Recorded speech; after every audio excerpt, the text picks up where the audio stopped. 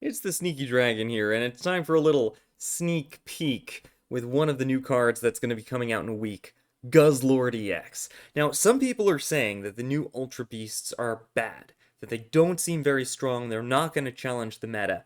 I disagree. I think Guzzlord EX is going to be very good, but we need to talk about its weaknesses to figure out why it might be able to overcome them and actually shake things up a little. Guzzlord EX has a bit of a problem in its retreat cost. 4 retreat cost is goober bad. This is incredibly bad. Until you realize that there are Ultra Beast tech cards, which have already been revealed, that will let you retreat it for free. Celesteela, for example, is the Shaman Sky of Ultra Beasts, right? It will let you switch your active Pokemon with Ultra Beasts like once per turn, and you could run a Celesteela in this deck, and then its retreat cost doesn't matter. Who cares? So that's one of the ways that the tech we're going to be getting with the Ultra Beast cards will compensate for these crazy weaknesses. Another thing about Guzzlord EX that people are a little worried about is the 4 energy cost to use Tyrannical Hole, right? And it's low damage. 120 damage is not that much in an era where you rare candy Charizard on turn 3 dealing 150 damage from Stoke, or you got your Cranidos even dealing 130 damage for 1 energy. What are you doing with 4 energy on 120 damage? What is that? Again, though, this card is redeemed by tech. And this is just the tech that's revealed. We don't even know about the tech that doesn't exist yet. The tech they haven't shown us yet. The new Lusamin card. We haven't even gotten a full picture of it yet, but it's been revealed that it will take 2 energy from your discard pile and attach it to an Ultra Beast. And you can only play this when your opponent has at least 1 prize point. So, knowing that we have Lusamin, knowing that we have Celesteela, you can already picture what a Guzzlord deck is going to look like. We could combine this with something like Darkrai, for example. You could have a Darkrai Guzzlord deck running maybe 1 Celesteela for emergency retreats, something like that. And the way it would work is you put Darkrai in the active slot, power it up, poke, attack with Darkrai, let Darkrai go down, then you bring in the Guzzlord, right? After Darkrai falls, right? Maybe it took 1 Pokemon down with it. You bring in the Guzzlord. On that turn, you bring it in, you play Lusamine. Now you have 3 darkness energy on this thing. The turn it appears, and you use Grindcore. Grindcore is incredible. It's a Team Rocket Grunt plus 30 damage for just 2 energy. That's great. That's amazing. This thing is going to be the new Beedrill, the new Bennett, right? You can use a Team Rocket Grunt for free every turn. That's crazy. Team Rocket Grunt is already like a controversial card. You really don't see it played much outside of Bennett decks, Beedrill decks, and Giratina Darkrai decks. But the champion of the most prestigious tournament, I know there are a lot of tournaments, it's hard to keep track of them all, right? The Ursi Day is the biggest one, right? Froggy X is the competitive small one. The PLL is the old but good one. But the PLL Invitational, this is the Champion of Champions tournament, right? So one of the most prestigious tournaments. You have to be a champion or make top cut in PLL just to get invited to this thing. The champion of that ran 2 Team Rocket Grunts in their winning deck. And they said that Team Rocket Grunt's a little iffy, but if you run 2 of them, the average value mathematically works out pretty well. So if you can run a Team Rocket Grunt and use Grindcore in the same turn, that's an average value of 2 energy off your opponent, but you could end up just derailing a Charizard in a single turn. It's crazy potential on this thing. So, you go Lusamine, you go Team Rocket Grunt, you go Grindcore, and then, if you played Lusamine on your first turn with this thing, obviously you can't also play Team Rocket Grunt, but now you're on 3 energy. Grindcore, take away their energy.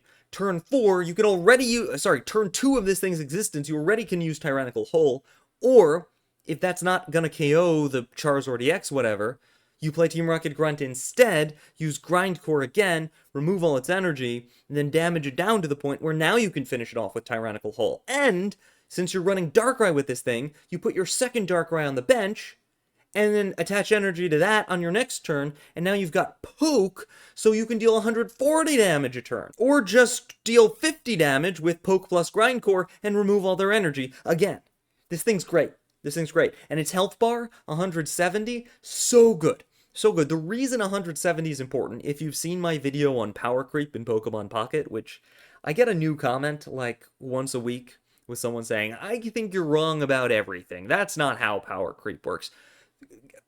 I understand where you guys are coming from. Maybe I didn't do a good enough job in that video explaining it. But the reason that Giratina Darkrai has been the culmination of power creep is because Darkrai Poke plus Giratina's 130 damage plus Red or Rocky Helmet, usually one or the other depending, and Guzma throws things into the mix, but will deal 170 damage. And so Darkrai Giratina can threaten KO with 170 damage. This means that you have to have more than that, or be able to have more than that with Cape, to survive a turn of Giratina Darkrai and be able to confidently tank that, right? To tank Giratina's hit plus Darkrai Poke plus the extra 20 from Red. There's a little funniness with Cape, like most people have started running Guzma instead of Red because it removes the Cape. So we'll say that they're running Guzma to remove your Cape as the extra 20 damage. This means that if you have 170 health and Cape, you can survive the Red version, you can survive the Guzma version. Most people don't run both, and you can't play both in the same turn anyway. So if you have a caped Guzzlord, it can survive a turn of Giratina Darkrai, which is huge, which is incredible. It means it meets the power creep requirements for being able to duel a Giratina Darkrai deck, which means that it's viable. Now, this thing does have one more big weakness that we need to talk about, right? 20 weakness to grass. That means that Meowscarada will be able to deal 150 damage to this thing. Meowscarada decks have stopped running Red ever since like the Rare Candy era. They used to run Red all the time, right? Now they've sort of stopped. They're running two Ericas, one Lily, and a Decidueye tech, right? That's the current Meowscarada deck, the winning Meowscarada deck, like the best meta deck. It doesn't really run Red anymore. So it won't one-shot Guzzlord. Realistically, you're not going to beat Meowscarada with this thing in 3 million years. You get rid of its energy, it doesn't care. It needs 2 energy to attack. I bet. You get rid of both of them, okay, you stun it for a turn. It just powers up the one in the back and beats you with that, right? So, you know, this thing is probably not going to beat Meowscarada, but that's okay. That's okay. It has a counter. You know, it's not the end of the world. But anything else, I think this thing has the potential to fight it. And Grindcore is good against anything. Even Meowscarada, theoretically, you knock off 2 energy, you can stun it, at least.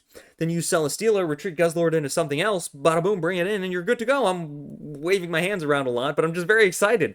You know, this is a cool card. And it has a lot of weaknesses, which I think is something that Giratina Darkrai was missing. Giratina Darkrai didn't really have weaknesses. No, none that mattered. You just play Leaf, and it retreats for free.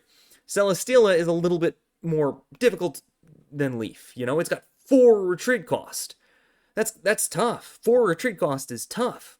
You know, it needs 4 energy to attack. And Giratina did too, but it generates energy for free, so that doesn't count. It's a little trickier than Darkrai. You know, it has real weaknesses. And I think that makes this card more balanced. And it's going to force players to get a little more creative with how they use it.